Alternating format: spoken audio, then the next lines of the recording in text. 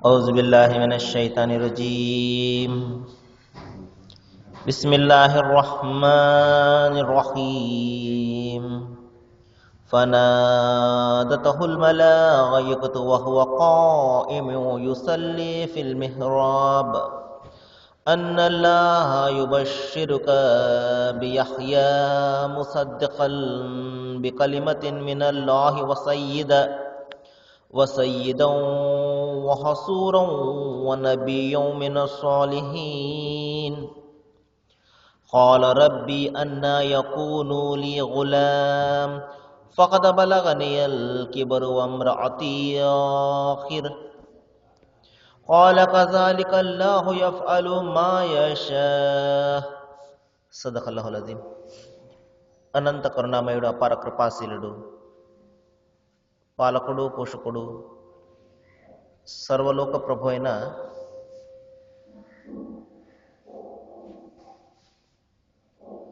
సృష్టికర్త అల్లాహ్ శుభనామంతో ప్రారంభిస్తున్నాను. సోదరులారా, సోదరిమణులారా, అయ్యలారా, అమ్మలారా, అస్సలాము అలైకుం రహమతుల్లాహి వబరకాతుహు.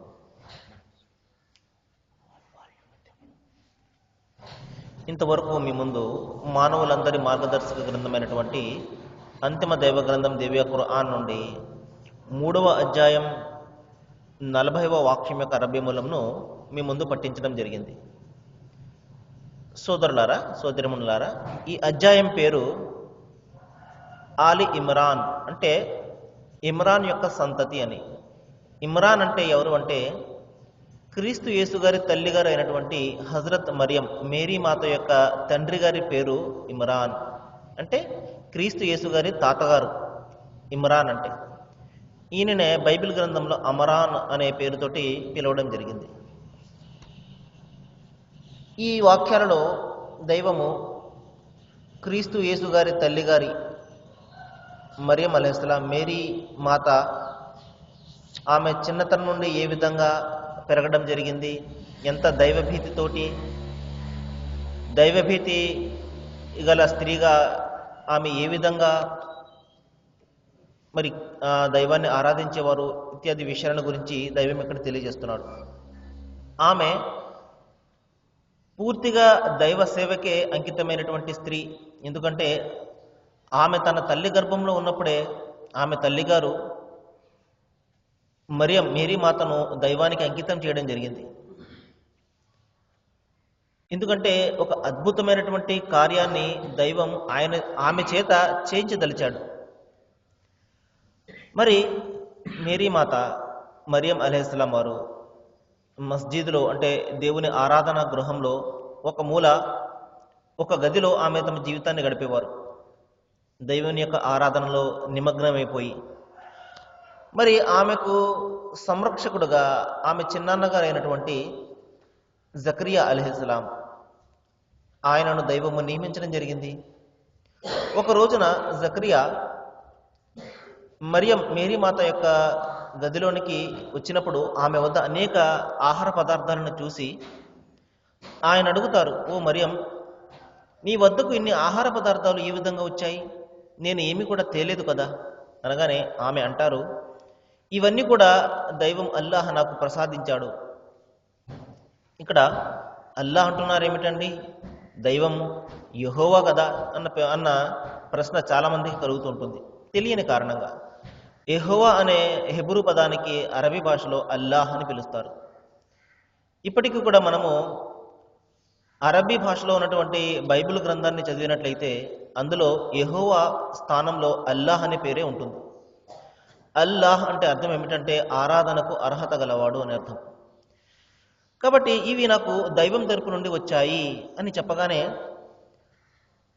జకరియా అలైహిస్సలాం, ఆయనపై దైవం శాంతిని కురిపించుగాక, ఆయన ముదుసలి అయిపోయి ఉంటారు. ఆయన భార్య కూడా మరి సంతానాన్ని కనే ఆ యొక్క స్థాయిని కూడా దాటిపోతుంది. ఆయనకు సంతానం కోసము మరి ఆయన పరితపిస్తూ దైవం పట్ల ఆశను ఆయన ఈ విధంగా మరియం అలైహిస్సలాం వారి వద్దకు ఆహార పదార్థాలను చూసి, అరే దైవము తాను తలచిన వారికి లెక్కలేనంతగా ప్రసాదిస్తాడు కదా, నాకు కూడా సంతానాన్ని ప్రసాదిస్తే ఎంత బాగుండును అని ఆయన ఒక ప్రార్థన చేస్తారు. ఏమని చేస్తారు? ఓ మా ప్రభు, నీవు నీ మహిమతోటి నాకు సంతానాన్ని ప్రసాదించు అని. ఎందుకంటే అప్పటికే ఆయన ముసలివారైపోతారు. ఆయన భార్య కూడా మరి సంతానాన్ని కనే యోగ్యతను కోల్పోతుంది. ఇటువంటి సందర్భంలో ఆయన ఒక సంతానం కోసం ప్రార్థిస్తారు. ఇక్కడ ఒక ప్రశ్న వస్తుంది, అదేమిటండి, ఆ, ఆయన ముసలివారు అయిపోయారు కాబట్టి ఆయనకు సంతానం కలగలేదు. మరి చాలామంది యవ్వనంలో ఉన్నప్పుడు మరి సంతానము మరి వాళ్ళ చేతిలోనే ఉంటుంది, వాళ్ళు కావాలనుకుంటే సంతానం కనవచ్చు కదా అన్న సహజమైనటువంటి సందేహం కలుగుతుంది. సోదరులారా, ఇక్కడ సంతానం కలగడము కలగకపోవడం అనేది యవ్వనము లేకపోతే ముసలితనంలో ఎంత మాత్రం కూడా లేదు. ఆయన తాను తలిచిన వారికి ఆయన దైవము ప్రసాదిస్తాడు. కాబట్టి ఇక్కడ నేను నా స్వయం శక్తితోటి నేను బిడ్డలను పుట్టిస్తున్నాను అని ఎవరైనా భావించారంటే మహా పొరపాటులో ఉన్నట్టే. ఎందుకంటే మరి తల్లిదండ్రుల చేతిలోనే బిడ్డలను పుట్టించే శక్తి ఉన్నట్లయితే ఈ రోజున చాలామంది తల్లిదండ్రులకు బిడ్డలు లేకుండా ఉన్నారు. కాబట్టి దైవం ఒక సందర్భంలో అంతిమ దైవ గ్రంథం ఖురాన్లో చెప్తున్నాడు, అల్లాహ్ తాను తలచిన వారికి కుమారును ప్రసాదిస్తాడు, మరి తాను తలచిన వారికి కుమార్తెను ప్రసాదిస్తాడు, తాను తలచిన వారికి ఇద్దరిని కూడా ప్రసాదిస్తాడు, మరి తాను ఎవరికైతే తలుస్తాడో వారికి సంతానమే ప్రసాదించాడు. ఎందుకంటే అల్ మాలు వల్ బనూన జీనతుల్ హయాతి దునియా అంటున్నాడు. ఈ సంతానము, ఈ సంపద మీకు ఒక పరీక్ష నిమిత్తమే. సంతానం ఉండడము పరీక్షే, లేకపోవడం కూడా పరీక్షే. కాబట్టి ఇక్కడ ప్రతి మనిషి తన స్థాయి మేర రకరకాలైనటువంటి పరీక్షలు ఎదుర్కొంటూ ఉంటాడు. కాబట్టి వాళ్లకు చాలా సంతానం ఉన్నదండి, దేవుని కారుణ్యం వాళ్ళపై ఉన్నది, వీళ్ళకు సంతానమే కలగలేదు, దేవుని కారుణ్యం వీళ్ళ మీద లేదు అని అనుకోవడానికి అంత మాత్రం కూడా లేదు సోదరులారా. ఇవన్నీ కూడా కాలం యొక్క మిట్ట పల్లాలు దైవం మన మధ్య తిప్పుతూ ఉంటాడు. కాబట్టి ఒక్కొక్కరికి ఒక్కొక్క విధమైనటువంటి పరీక్ష పెడుతుంటాడు. ఆ తర్వాత జకరియా మరి ఈ విధంగా ప్రార్థించగానే దైవము మరి ఆయన ప్రార్థనను ఆలకించి తన దూతలను పంపడం జరిగింది. ఏమని ఆ దూతలు వచ్చారు, ఓ జకరియా, అల్లాహ్ నీకు ఒక శుభవార్తను ఇస్తున్నాడు. అంటే సంతానం అనే ఒక శుభార్తను. ఎందుకంటే ఆయన సంతానం కోసమే ప్రార్థన చేశారు. సహజంగా మనిషి సంతానం పట్ల చాలా ప్రేమను కలిగి ఉంటాడు. ఎందుకంటే తన తర్వాత మరి తనకు వారసులు కావాలి అని.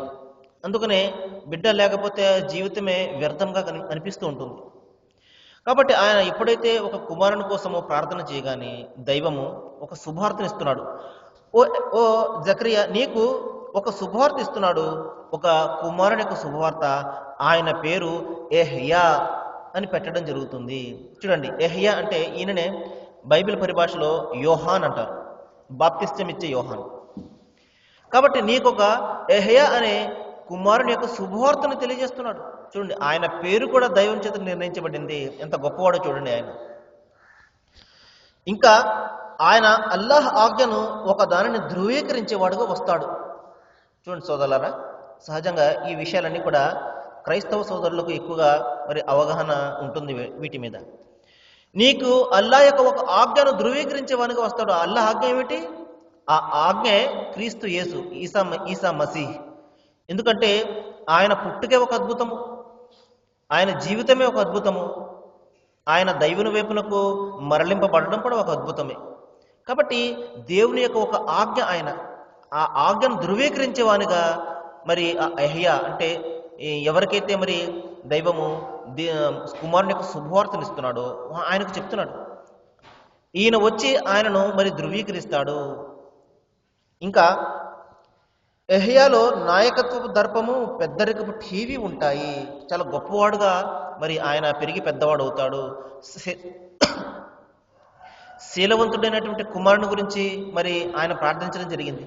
నాకు ఒక శీలవంతుడైనటువంటి, ఒక క్యారెక్టర్ గల, ఒక నైతికబద్ధమైనటువంటి జీవితం గల కుమారుని ప్రసాదించు అని ఆయన ప్రార్థించారు. అదేవిధంగా దైవము నీకు ఒక గొప్ప కుమారుడు కలుగుతాడు, ఆయన పేరు యెహ్యా. అంతేకాదు ఆయన దేవుని యొక్క ఒక ఆజ్ఞ అయినటువంటి క్రీస్తు యేసును ధృవీకరిస్తాడు. అంతేకాదు మరి ఆయనలో గొప్ప నాయకత్వపు ఠీవి ఉంటాయి అని చెప్పడం జరిగింది.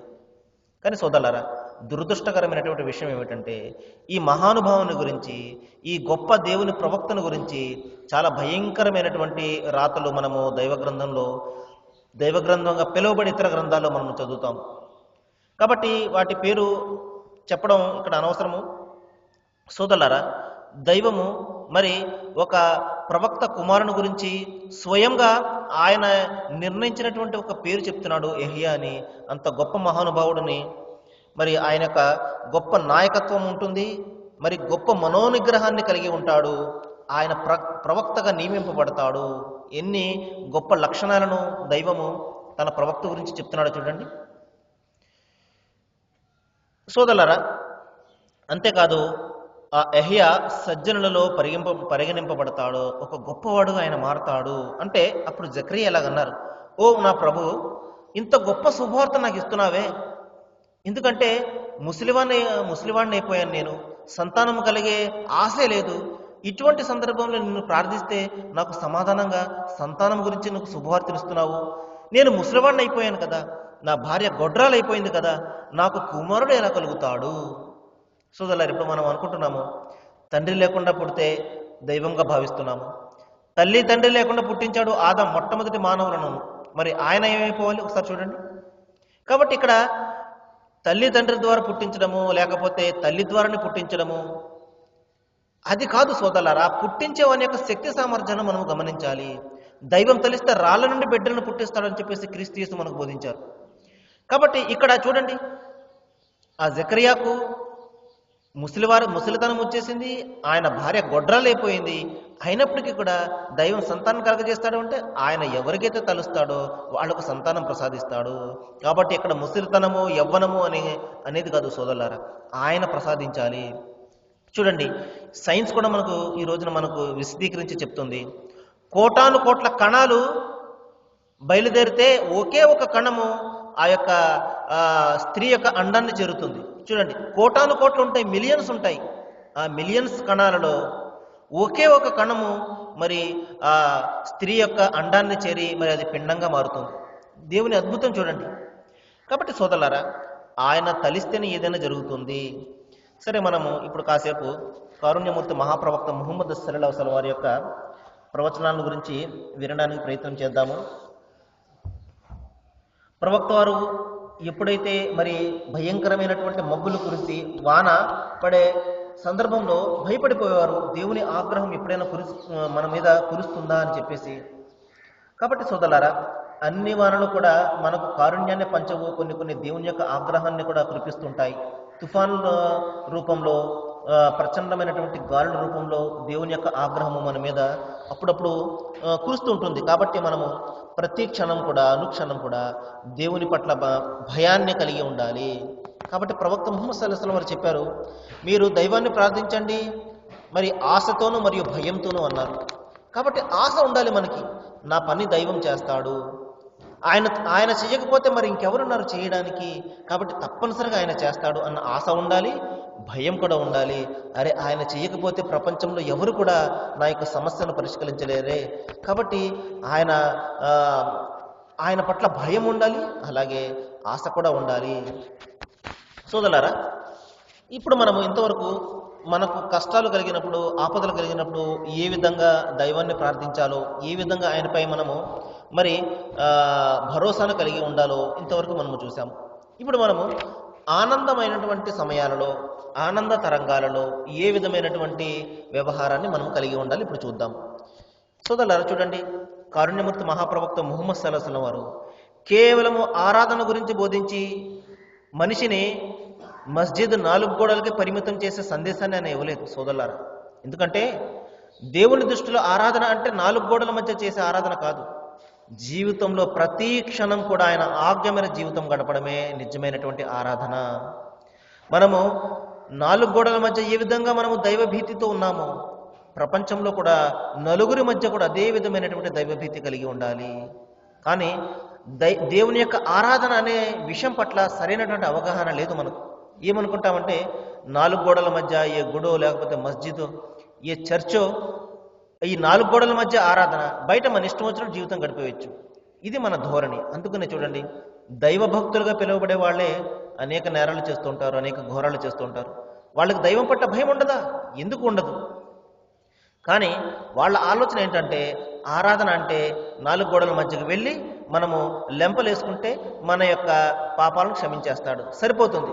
ఇన్ని పాపాలు చేయండి, ఆ విధంగా మనం చేసినట్లయితే క్షమాపణ వచ్చేస్తుంది, సరిపోతుంది, బ్యాలెన్స్ అయిపోతుంది.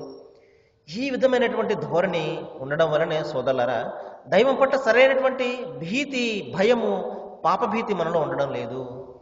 కాబట్టి దేవుని ఆరాధన అంటే జీవితంలో ప్రతి క్షణం కూడా ఆయన యొక్క ఆజ్ఞకు భయపడము, ఆయన చెప్పిన మేర జీవితం గడపడం, అది ఆరాధన. కాబట్టి ప్రవక్త ముహమ్మద్ సల్లల్లాహు అలైహి వసల్లం వారు అనేక విషయాలను మనకు బోధించారు. ఆనందాల్లో ఏ విధంగా ఉండాలి, కష్టాలు కలిగినప్పుడు ఏ విధంగా ఉండాలి, బాధల్లో ఏ విధంగా ఉండాలి, ఆరాధన నాలుగు గోడల మధ్య ఏ విధంగా చేయాలి, నలుగురిలో ఉన్నప్పుడు ఏ విధంగా ఉండాలి, ఇన్ని విషయాలన్నింటినీ కూడా దైవము మరి పూసగుచ్చినట్లు, చిన్న పిల్లవానికి చూడండి, అట్టిపండు తొక్క వలిచి మనం తినిపిస్తే ఎంత ఆనందంగా తను తింటాడో, అదేవిధంగా మానవాళికి దైవం ఆయన ప్రవక్త ద్వారా అన్ని విషయాలను కూడా పూసగుచ్చి ఇంత విడమర్చి మనకు చెప్పాడు. చూడండి, ఆనందమైనటువంటి సమయాల్లో సహజంగా మనిషి కష్టాల్లో ఉన్నప్పుడు, ఆనందంలో ఉన్నప్పుడు హద్దులు మీరి ప్రవర్తిస్తూ ఉంటాడు. ఆనందమైనా కూడా అదే విధంగా ఉంటుంది, కష్టాలైనప్పటికీ అదే విధంగా ఉంటుంది. మరి ఆనందం వచ్చినప్పుడు వీటన్నిటికీ కూడా నేనే కారణము, నేను కష్టపడి సాధించాను కాబట్టి నాకు ఈ విజయం ప్రాప్తమయ్యింది అని చెప్పేసి పార్టీలు చేసుకుంటుంటాడు, మరి రకరకాల ఫంక్షన్లు చేసుకుంటుంటాడు. సోదరులారా, మనిషి స్థితప్రజ్ఞతను కలిగి ఉండాలి. అంటే కష్టాలలోనూ సుఖాలలోనూ ఏమాత్రం కూడా మరి హెచ్చుతగ్గులు లేకుండా, కష్టాలు వచ్చినప్పుడు కృంగిపోకూడదు, మరి సుఖాలు వచ్చినప్పుడు పొంగిపోకుండా స్థితప్రజ్ఞతతోటి బ్యాలెన్సింగ్గా మనిషి జీవితం గడపాలి. సోదరులారా, మరి ప్రవక్త ముహమ్మద్ సల్లల్లాహు అలైహి వసల్లం వారు ఒక సందర్భంలో తెలియజేశారు, మీరు ప్రతి క్షణంలో కూడా, అంటే కష్టాలు వచ్చినప్పటికీ, మీరు సుఖాలు వచ్చినప్పటికీ దైవాన్ని మాత్రం ఎంత మాత్రం కూడా మర్చిపోకండి అన్నారు. కాబట్టి కష్టాలు వచ్చినప్పుడు మనము సహజంగా మనిషి కష్టాలు కలిగినప్పుడు ఏం చేస్తాడు, నిలబడి, కూర్చుండి, పరుండి రకరకాల ప్రార్థనలు చేస్తుంటాడు. రకరకాలైనటువంటి పద్ధతులు అవలంబించి ఏదో విధంగా ఈ కష్టాన్ని తొలగిపోవాలి, అక్కడికి వెళ్తాడు, ఇక్కడికి వెళ్తాడు, ఎవరు ఏది చెప్తే అది చేయడానికి ప్రయత్నం చేస్తాడు, ఎందుకంటే కష్టం అలాంటిది. మరి దైవం చెప్తున్నాడు, మనిషికి కష్టం కలిగినప్పుడు అనేక రకాల ప్రార్థనలు చేస్తాడు. మరి నేను ఆ కష్టాన్ని తొలగించగానే ఏం చేస్తాడు, తాను దేని గురించి అయితే ప్రార్థన చేశాడో ఆ విషయాన్ని మర్చిపోతాడు. ఎంత టెన్షన్ అయితే పడతాడో ఒక్కసారి ఆ టెన్షన్ దూరం అయిపోగానే అతనికి దైవం ఎంత మాత్రం కూడా జ్ఞాపకం ఉండడు. సోదరులారా, ఎంత భయంకరమైనటువంటి మరుపుకు లోనయ్యే మనిషి చూడండి. అందుకనే మనిషి మరిచిపోయే తత్వాన్ని కలిగి ఉంటాడని చెప్పేసి చెప్పడం జరిగింది. మరి కారుణ్యమూర్తి మహాప్రవక్త ముహమ్మద్ సల్లల్లాహు అలైహి వసల్లం వద్దకు ఒక శిష్యుడు వచ్చి ఈ విధంగా చెప్పారు. ఆయన ఒక సందర్భంలో చిన్న తప్పు చేయడం జరుగుతుంది. అప్పుడు దైవము ఆయన తప్పును మన్నించి ఒక శుభవార్తనిస్తాడు. అప్పుడు ఆయన ప్రవక్త ముహమ్మద్ సల్లల్లాహు అలైహి వసల్లం వారి వద్దకు హాజరవుతారు. హాజరయ్యి ఆయన వైపునకు చూడగానే ప్రవక్త ముహమ్మద్ సల్లల్లాహు అలైహి వసల్లం వారు ఎంతో సంతోషంతో ఆయన ముఖం వెలిగిపోతూ ఉంటుంది. ఇదే విధంగా ఆయన దైవానికి మరి స్తోత్రాన్ని, స్తుతిని చెల్లిస్తూ నాకు కనబడ్డారు అని ఆ శిష్యుడు చెప్పడం జరిగింది. కాబట్టి సుఖాలు వచ్చినప్పుడు, మరి కష్టాలు వచ్చినప్పుడు ఒకే విధంగా ఉండడం అనేది అది నిజమైనటువంటి దేవుని దాసుని యొక్క తత్వం అన్నమాట. అయితే సోదరులారా, పండుగలు నిజంగా ఒక మంచి సందర్భాన్ని మనకు కలుగజేస్తాయి. మరి మన బంధుమిత్రులతోటి కలవడం అనేది, ఇంకా మన యొక్క సంతోషాన్ని వ్యక్తపరిచే ఒక పద్ధతి పండుగ అనేది. నిశ్చయంగా పండుగను సంతోషంతో మనం జరుపుకోవాలి. అదే ఆ సమయంలో మనసును కూడా మరి అందరికీ కూడా అందరినీ కలిసే విధంగా, అందరికీ కూడా మరి మన యొక్క ఆనందాన్ని పంచే విధంగా మన ప్రవర్తన ఉండాలి.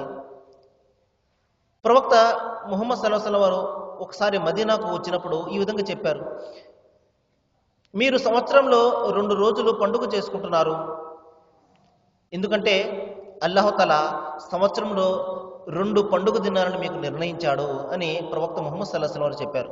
అంటే ఒకటి ఈదుల్ ఫిత్ర్ అంటే రంజాన్ అనే ఒక పండుగ, అదేవిధంగా ఈదుల్ అజహా అంటే బక్రీద్ అనే 2 పండుగలను దైవము మీకు నిర్ణయించాడు. కాబట్టి ఈ పండుగల్లో మీరు సుఖ సంతోషాలతోటి స్వేచ్ఛగా మీ ఆనందాన్ని వ్యక్తపరచుకోండి అని ప్రవక్త ముహమ్మద్ సల్లల్లాహు అలైహి వసల్లం వారు చెప్పడం జరిగింది. సరే సోదరులారా, మరికొన్ని విషయాలు మనము రేపు మాట్లాడుకోవడానికి ప్రయత్నం చేద్దాము. ఈ రోజున మన చర్చకు వచ్చినటువంటి అంశం ఏమిటంటే, మరి గతంలో గతించినటువంటి ప్రవక్తల యొక్క చరిత్రల గురించి దైవం తెలియజేస్తున్నాడు. ప్రత్యేకంగా క్రీస్తు యేసు గారి తల్లి గారి గురించి, ఇంకా జకరియా అనే ఒక ప్రవక్తను గురించి, ఆయనకు బాప్తిస్తం ఇచ్చే యోహాన్ అంటే యెహ్యా అనే ఒక ప్రవక్తను గురించి దైవము ఆయన యొక్క గుణగణాలను గురించి మనకి ఇక్కడ తెలియజేయడం జరిగింది. కాబట్టి సోదరులారా, నేను దైవాన్ని ప్రార్థిస్తున్నాను, ఏ విషయాలైతే మనం ఇక్కడ వింటున్నామో వీటి మీద మనం ఆచరణ చేసే విధంగా దైవం అల్లాహ్ మీకు నాకు మనందరికీ కూడా జ్ఞానాన్ని ప్రసాదించాలని వేడుకుంటూ ముగిస్తున్నాను. వాఖిరు దవానా అనిల్ హమ్దులిల్లాహి రబ్బిల్ ఆలమీన్. అస్సలాము అలైకుం.